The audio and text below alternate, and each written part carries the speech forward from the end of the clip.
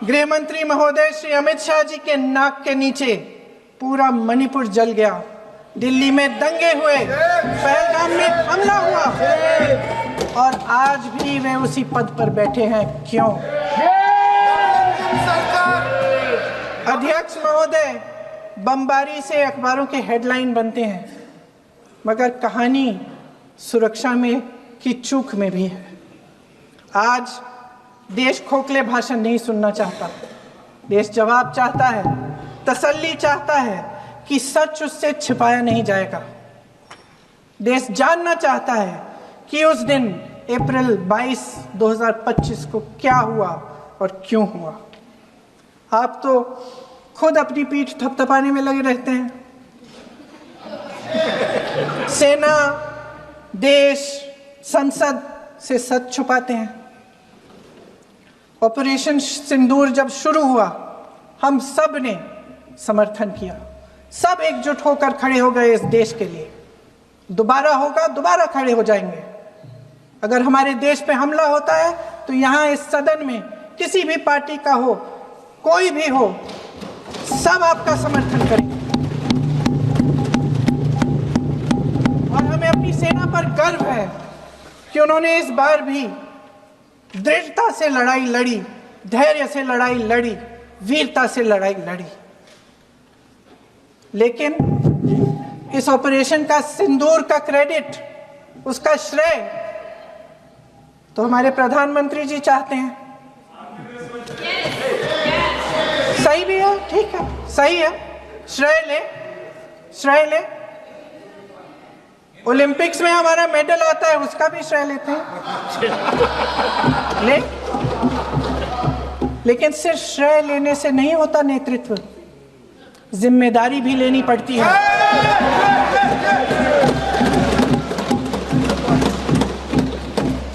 देश के इतिहास में ये पहली बार हुआ, देश के इतिहास में ये पहली बार हुआ कि जंग होते होते ही रुक गई।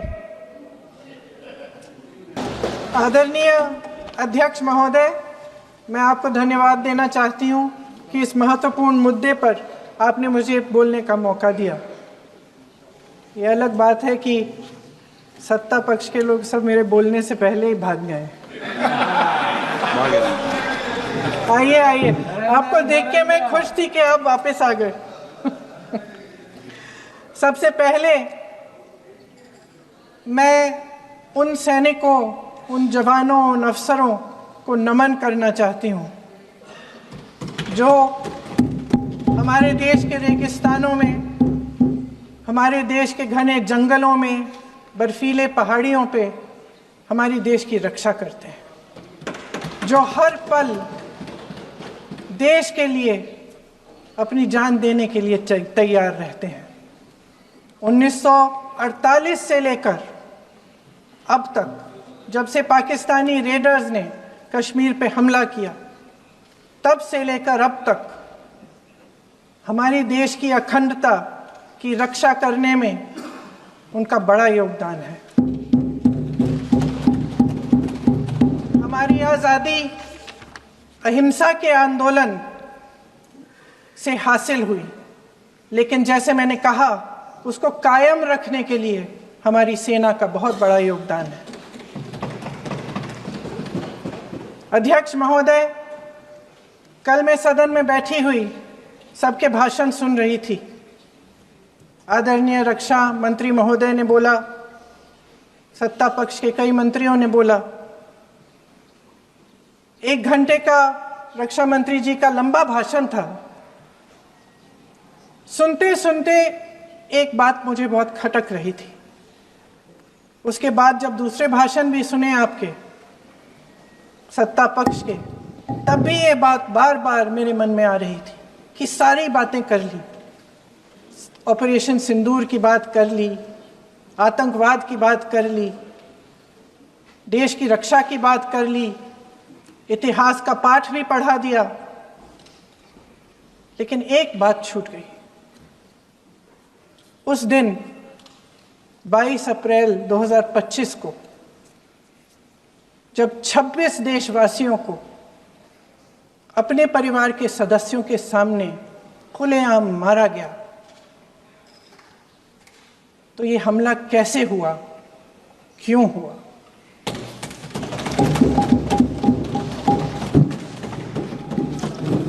अध्यक्ष महोदय,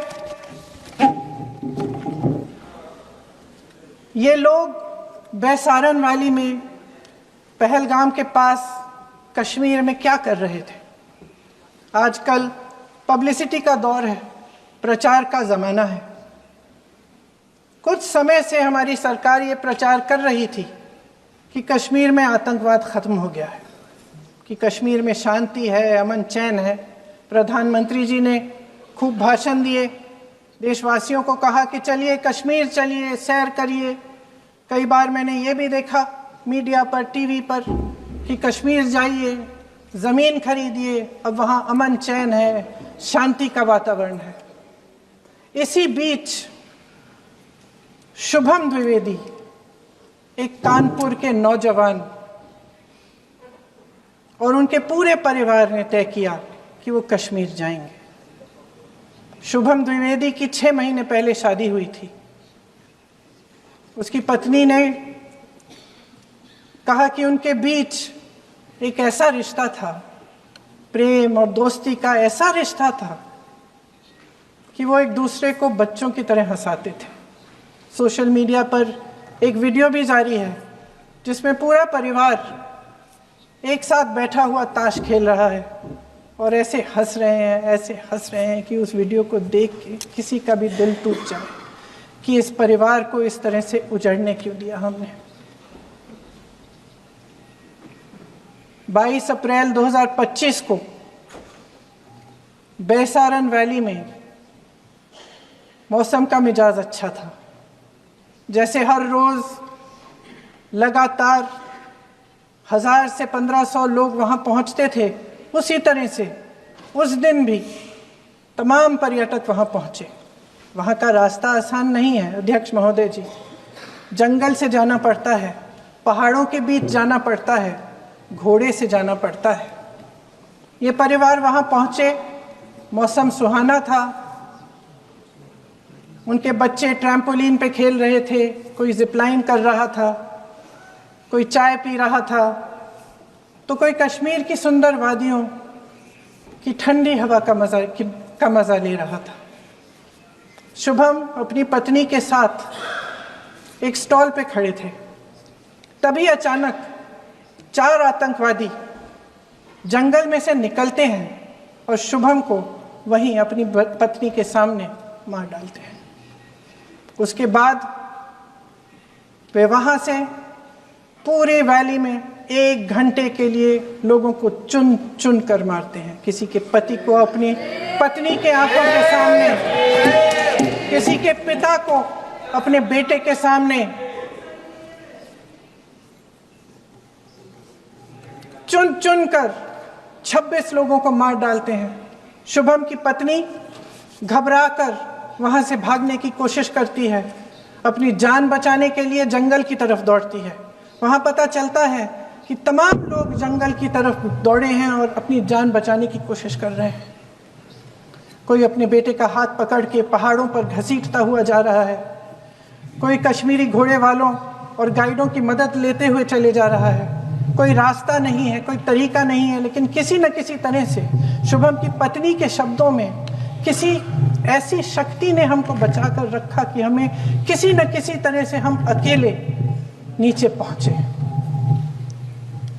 और मैं उनके लफ्ज पढ़ना चाहती हूं, क्योंकि उन्होंने कहा कि इस पूरे समय जब 1 घंटे के लिए चुन चुन कर भारतीय नागरिकों को मारा जा रहा था, इस पूरे समय उसे एक सुरक्षाकर्मी नहीं दिखा, एक सैनिक नहीं दिखा।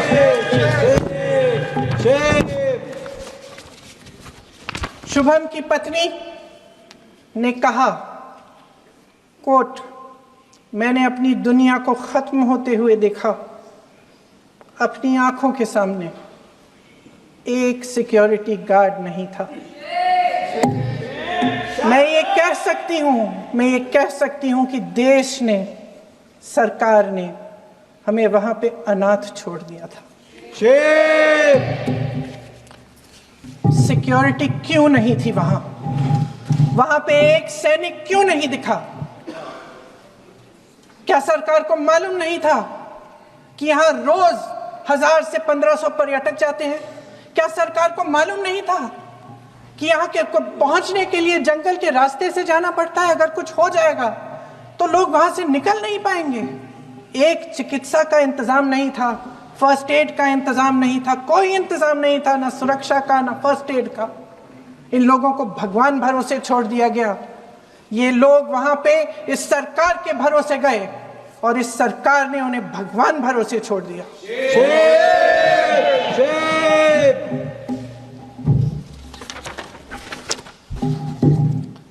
मैं पूछना चाहती हूं, ये किसकी जिम्मेदारी थी?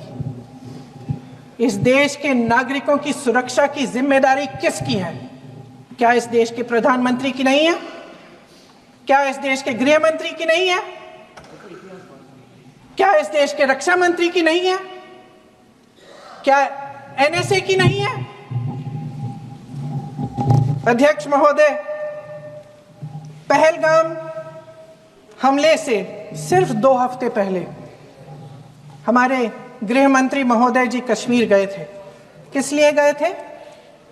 जो सुरक्षा की व्यवस्था है इसको देखने के लिए गए थे, इसको रिव्यू करने के लिए गए थे और उन्होंने वहां कहा कि आतंकवाद पर विजय प्राप्त हुई है। ये 2 हफ्ते पहले है। 3 महीने बाद जेएनके के गवर्नर साहब एक आम इंटरव्यू में ऐसे ही चलते चलते कह देते हैं कि हाँ, बैसारन वैली में बहुत लापरवाही हुई और इसके लिए मैं जिम्मेदारी लेता हूं। ऐसे ही चलते चलते, और वो बात होती है, खत्म भी वहां होती है और वहीं खत्म हो जाती है। उनसे जिम्मेदारी ली भी नहीं जाती, कोई सवाल नहीं उठाता, कोई जवाब नहीं देता। अध्यक्ष महोदय, उस हमले की जिम्मेदारी एक आतंकवादी गुट जिसका नाम टीआरएफ है थोड़े दिनों बाद लेती है। कौन है ये टीआरएफ? 2019 में ये गुट बना। 2020 में इसने कश्मीर में आतंकवाद का काम शुरू कर दिया और 2020 अप्रैल 2020 से लेकर 22 अप्रैल 2025 तक इन्होंने 25 आतंकवादी हमले किए। गृह मंत्री महोदय ने जब यूपीए सरकार के समय के आतंकवादी हमले गिने तो लगभग 25 गिनवाए थे अभी अपने भाषण में। इस गुट ने कश्मीर में 25 हमले 2020 और 2025 के अंदर एक पूरी लिस्ट है इन हमलों की। मेरे पास इतना समय नहीं है इसलिए मैं एक एक को नहीं पढ़ना चाहती, लेकिन मैं इतना कहूंगी कि इनमें रियासी का हमला भी था 2024 का, जिसमें 9 लोग मारे गए और 41 लोग घायल हुए। कुल मिलाकर 2020 से लेकर 22 अप्रैल 2025 तक टीआरएफ ने 41 सेना और सुरक्षा कर्मियों की हत्या की, 27 सिविलियन की हत्या की और 54 लोगों को घायल किया था। भारत सरकार ने टीआरएफ को आतंकवादी संगठन का दर्जा कब दिया? 2020 में दिया, 2021 में दिया, 2022 में दिया, 2023 में दिया। 3 साल बाद, 3 सालों के लिए ये आतंकवादी गतिविधियां कर रहे हैं और आप इनको आतंकवादी संगठन तब कहते हैं 2023 में? इसकी क्या वजह थी? ये सब सरकार के संज्ञान में था और आप मुझे बताना चाहते हैं, सत्ता पक्ष के नेता बताना चाहते हैं कि ये सब आपके संज्ञान में था, लेकिन कोई भी एक ऐसी एजेंसी नहीं है हमारी सरकार की जिसको पता चला कि ऐसा हमला, ऐसा भयानक हमला होने जा रहा है हमारे देश में, कि पाकिस्तान में बैठे हुए इस हमले की योजना बन रही है कि हम भारत जाके हैवानियत करेंगे, 26 लोगों को मार डालेंगे और हमें पता ही नहीं है। क्या ये हमारी एजेंसियों की विफलता है कि नहीं है? ये बहुत बड़ी विफलता है, एक बहुत बड़ी विफलता है। जानते थे कि ये गुट है, जानते थे कि 5 सालों से ये आतंकवादी हमले कर रहा है, अध्यापकों को मारा, आर्मी के बड़े बड़े अफसरों को मारा, आम जनता को मार डाला, पुलिस वालों को मार डाला, और आप इन पे निगरानी नहीं रख रहे थे। और ये जो एजेंसियां हैं, इनकी जिम्मेदारी कौन लेगा? क्या आईबी चीफ ने अपना इस्तीफा दिया? क्या किसी ने इस्तीफा दिया? गृह मंत्री जी के कार्य क्षेत्र में आता है इंटेलिजेंस ब्यूरो। क्या गृह मंत्री जी ने इस्तीफा दिया? इस्तीफा छोड़िए, जिम्मेदारी ली।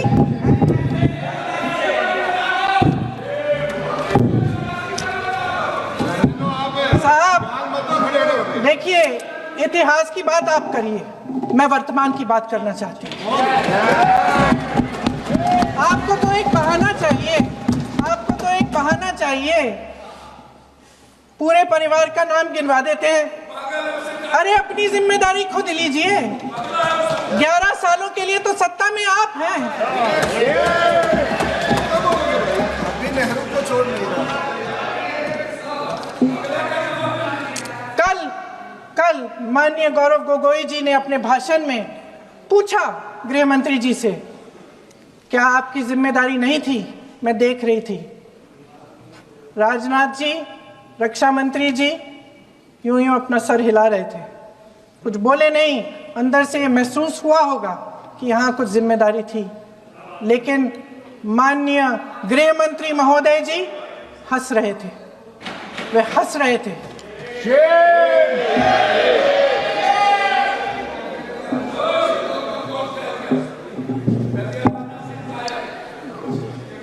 अध्यक्ष महोदय, कल सत्ता पक्ष और आज भी सत्ता पक्ष के नेताओं ने 2008 के मुंबई के हमलों का जिक्र किया, बार बार कहा कि मनमोहन सिंह जी की सरकार ने कुछ नहीं किया। ये तो जानकारी होगी ना कि उसी समय जब वो आतंकवादी हमला चल रहा था, तभी उन आतंकवादियों को मार डाला था। एक बचा था और उसको भी फांसी दे दी थी 2012 में। महाराष्ट्र के मुख्यमंत्री ने इस्तीफा दिया। देश के गृह मंत्री ने जिम्मेदारी लेकर इस्तीफा दिया।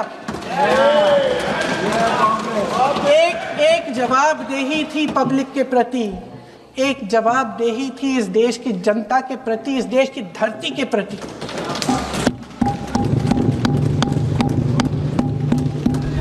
राजनाथ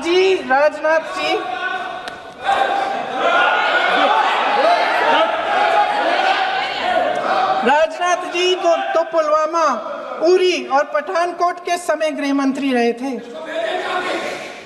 आज वे रक्षा मंत्री हैं और हमारे गृह मंत्री महोदय श्री अमित शाह जी के नाक के नीचे पूरा मणिपुर जल गया, दिल्ली में दंगे हुए, पहलगाम में हमला हुआ, और आज भी वे उसी पद पर बैठे हैं। क्यों?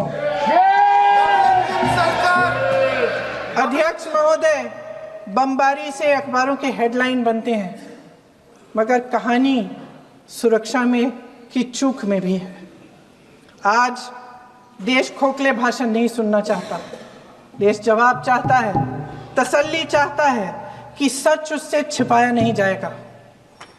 देश जानना चाहता है कि उस दिन अप्रैल 22, 2025 को क्या हुआ और क्यों हुआ। आप तो खुद अपनी पीठ थपथपाने में लगे रहते हैं।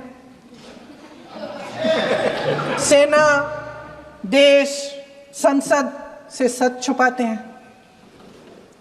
ऑपरेशन सिंदूर जब शुरू हुआ, हम सब ने समर्थन किया, सब एकजुट होकर खड़े हो गए इस देश के लिए। दोबारा होगा, दोबारा खड़े हो जाएंगे। अगर हमारे देश पे हमला होता है तो यहाँ इस सदन में किसी भी पार्टी का हो, कोई भी हो, सब आपका समर्थन करेंगे। और हमें अपनी सेना पर गर्व है कि उन्होंने इस बार भी दृढ़ता से लड़ाई लड़ी, धैर्य से लड़ाई लड़ी, वीरता से लड़ाई लड़ी।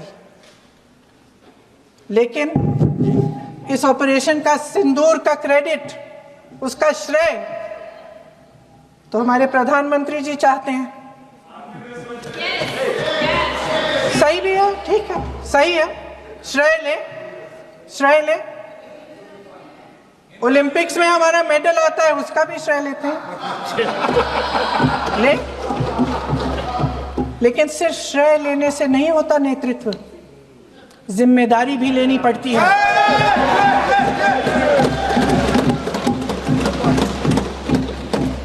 देश के इतिहास में ये पहली बार हुआ, देश के इतिहास में ये पहली बार हुआ कि जंग होते होते ही रुक गई है जी। और इस रुकावट का ऐलान हमारी सरकार, हमारी सेना नहीं करती, अमेरिका के प्रेसिडेंट करते हैं, अमेरिका के राष्ट्रपति करते हैं। ये हमारे प्रधानमंत्री महोदय की गैर जिम्मेदारी का सबसे बड़ा प्रतीक है। आज गृह मंत्री जी ने इस बात पर उल्लेख किया। उन्होंने कहा, उनके शब्दों में उन्होंने कहा कि पाकिस्तान के पास शरण में आने के बजाय कोई चारा ही नहीं था। आपने शरण दिया क्यों? वो आते हैं आपके देश के अंदर, लोगों को मार डालते हैं और आप उनको शरण दे रहे हैं। क्यों दिया शरण? इसका जवाब क्यों नहीं दिया है एक भी भाषण में? जैसे ये बात उठी, शरण की बात की, हमारे गृह मंत्री जी ने इतिहास में चले गए। नेहरू ने क्या किया, इंदिरा गांधी ने क्या किया, यहां तक कि मेरी मां के आंसुओं तक चले गए।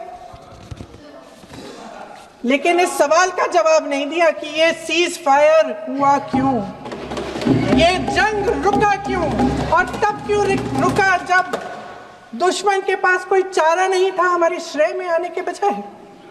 क्यों रुका ये जंग? इसका जवाब नहीं दिया। धन्यवाद। आप देंगे?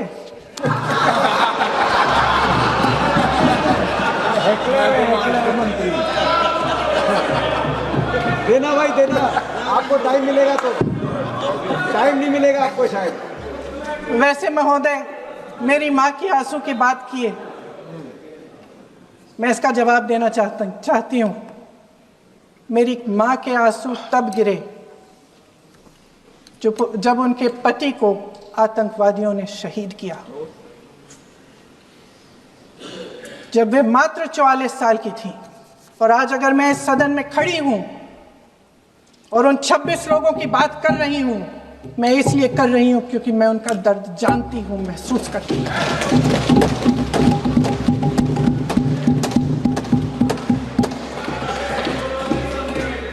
अध्यक्ष महोदय, मैंने कहा कि देश का नेतृत्व सिर्फ उपलब्धियों का श्रेय लेने से मजबूत नहीं होता। सफलता और विफलता दोनों की जिम्मेदारी लेने से बुलंद होता है। ये सोने का ताज नहीं है, कांटों का ताज है।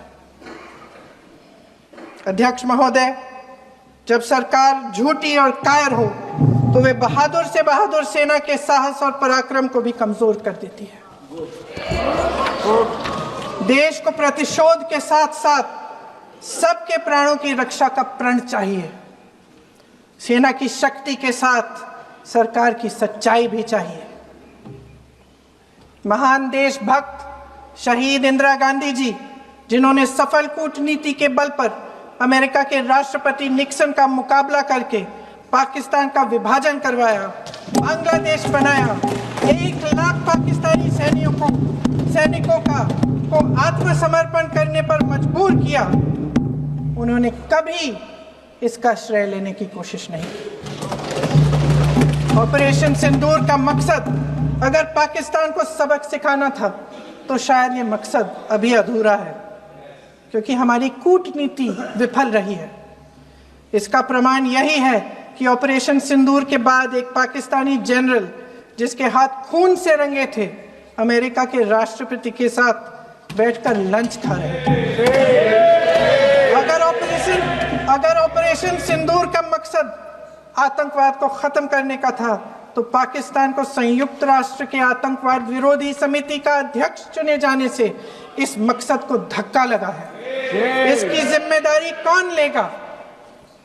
क्या हमारे प्रधानमंत्री लेंगे? क्या उनमें ये हिम्मत है? नहीं है। अगर इस ऑपरेशन के दौरान हमारे जहाजों का नुकसान नहीं हुआ तो सदन में इसे साफ साफ कहने से क्या डर है? क्यों नहीं कहा है? कल भी रक्षा मंत्री जी ने कहा कि हमारे इंफ्रास्ट्रक्चर का नुकसान नहीं हुआ, तो जहाजों के बारे में भी बता दें, साफ साफ बता दें, क्या हर्ज है? सच्चाई तो है।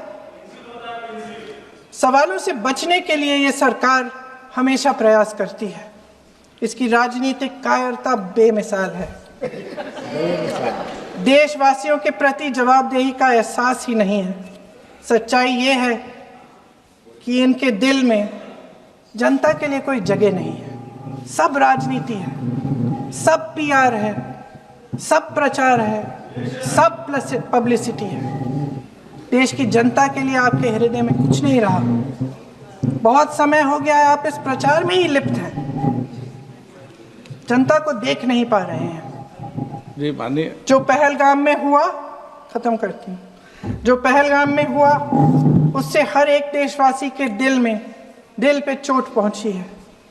हिमांशी नारवाल की गुहार ने हम सबको शर्मिंदा किया है। इसीलिए मैं आज यहाँ खड़े हुए एक आखिरी बात करना चाहती हूँ।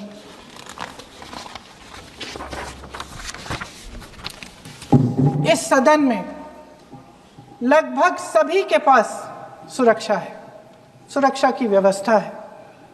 हम जहां भी जाते हैं हमारे साथ सुरक्षा कर्मी आते हैं। आपको भी मिल जाएगी, आप मंत्री बन जाएंगे, आपको भी मिल जाएगी। मैं मजाक की बात नहीं कर रही हूँ, थोड़ा सा धैर्य रखिए। उस दिन पहलगाम में 26 परिवार उजड़ गए। 26 लोगों को अपने परिवार के सदस्य के सामने मारा गया। 26 बेटे, पति, पिता गुजर गए। उनमें से 25 भारतीय थे।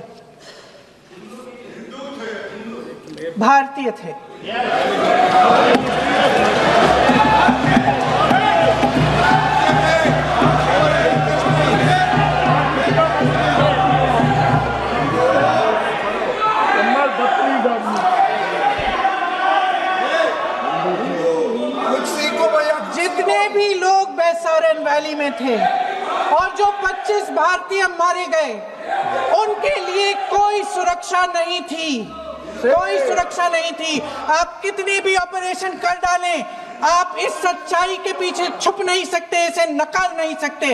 आपने उनको सुरक्षित नहीं किया।